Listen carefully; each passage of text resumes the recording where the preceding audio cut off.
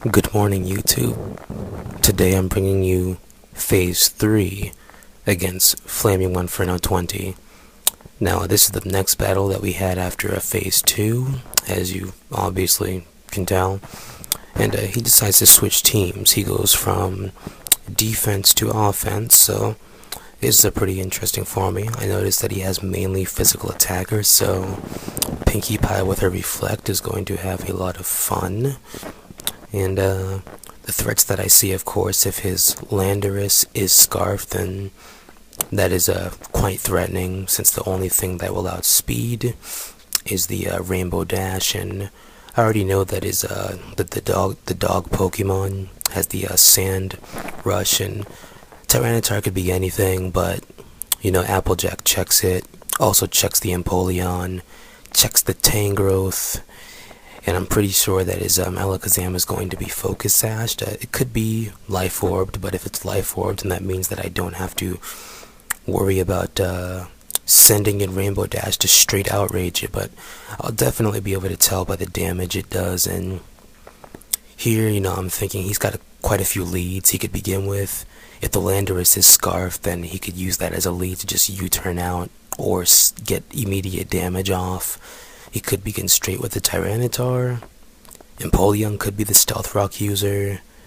Tangrowth, I don't know too much about it, except it uses Sleep Powder, or he could begin with his Alakazam, but since Applejack has been doing a lot of work lately, I'm actually just going to begin with her, and he begins with a Magic Man Alakazam, so I guess he predicted him to begin with Tyranitar, so I'm going to call Applejack back, and I'm just going to send in Fluttershy to hopefully take the Psychic and not the Psyshock, since Psyshock's like a 3-hit KO, and he goes for the Psychic, and by the damage that did, I'm pretty sure this Alakazam is Life Orb, but he's going to go ahead and send in his Force, and I'm just going to throw up some Stealth Rocks, let that, you know, Fluttershy get those rocks up, you know, early, that way whatever switches in, you know, early residual damage. Now, I'm just going to switch out here, because Mulder and Flaming play different, so I wasn't really sure if Flaming was watching my videos, knowing that I would stay in, for example, then just going for the Earthquake, predicting him to go for the U-turn, so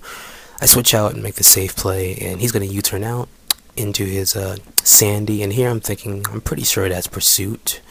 You know, this is a really good check, really good Pinkie Pie check, but before switching out, since I know that the Pursuit version, unless it's Choice Band, isn't going to do that much damage, I can actually survive this, even if it is Choice Banded. So first, Pinkie Pie is going to throw up the Reflect, but he goes for Stealth Rock, so it's good to know that it's not Choice Band or Scarfed.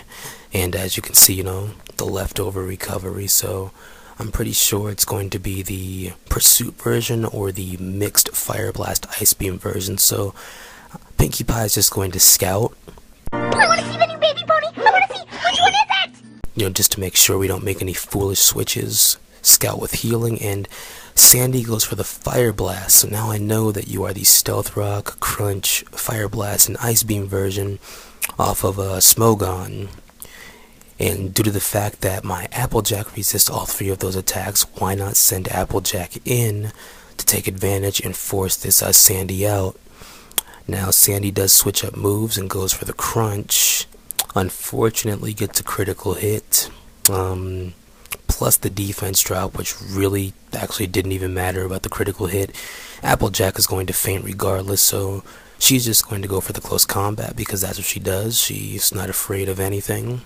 Even scaly dinosaurs like Tyranitar. So yeah, for some reason Flaming stays in. It's probably because he didn't really have anything that could safely switch in, and he knew Applejack was Life Orbed and she'd be destroyed by Life Orb plus Residual the following turn. So just in case it is Focus Sash, gonna go ahead and go for that Mach Punch to break the Sash.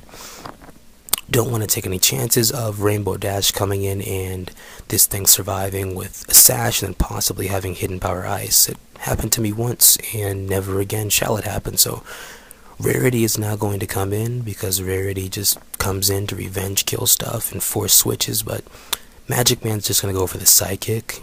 And I'm thinking, okay, I could have Thunder Waved there, but wasn't sure if that Landorus was going to switch back in, so I just went for the safe play. Went straight for the attack, and here I'm thinking that he's going to send in his Landorus, he's going to send in his Stoutland, and Rarity is just too much of a boss. I don't see why she's so unpopular. Like look at this, Crunch, 2 HP, Thunderwave, so now your Sand Force is useless, so Rarity can go out with a bang. Celestia is my witness. The residual damage can indeed take her out, but crippling, just such a sweeping Pokemon, really was worth it. And I predicted him to go for the Crunch, expecting my physical tank Pinkie Pie to come in, so that's why I stayed in. And now that Pinkie Pie's in, can easily go for the Reflect, and thankfully he gets the Parahax, which gives Pinkie Pie a turn to attack with Psychic to start chipping this thing's life away. And it really can't do much. You know, he stays in, I guess, not having anything else, and I'm like, Crunch, no problem, I can take it, and I'm like, what? He got a crit. So I kind of wish that I went for Moonlight that turn, because now Pinkie Pie gets destroyed, and she technically died in vain. So now this is bad, because he has mainly physical attackers, and my physical tank just fainted. But Fluttershy can come in and play dual tank for right now, because Reflect is up.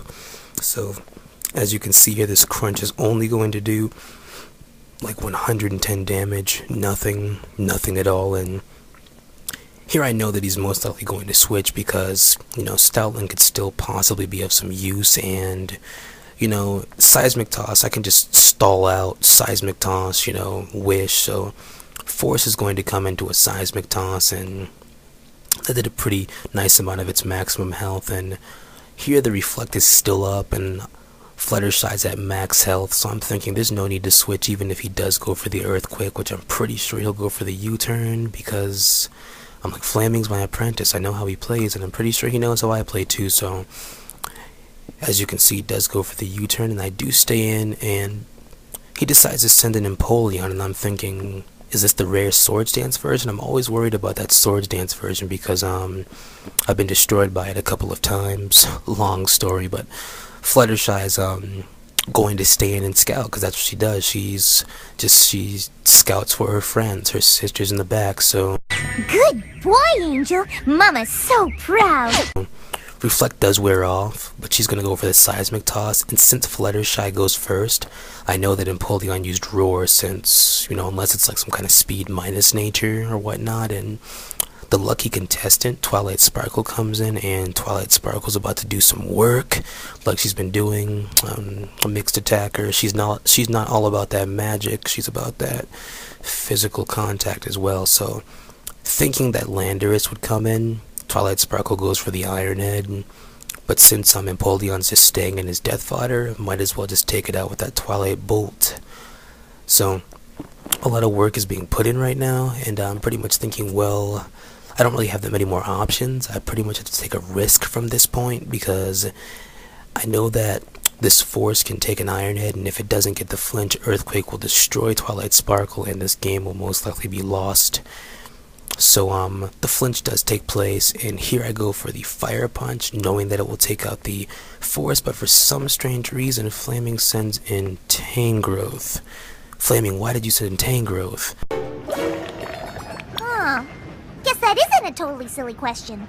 Maybe he knew that he could take a regular Fire Punch, but critical hit takes place, so now this Tangrowth is going to die in vain, as you can see here, because Expert Belt Fire Punch does not play around. This Twilight Sparkle does not play around. Mixed attacker all day. Screw specially defensive Twilight Sparkle. That's what Fluttershy is for, but Iron Head's going to easily be able to take out this crippled Stoutland. So good game, FlamingMonferno20, because all you have left is the Force, who is going to get destroyed by Stealth Rock. So this is UnhappyCarousel signing out. Please comment, rate, subscribe.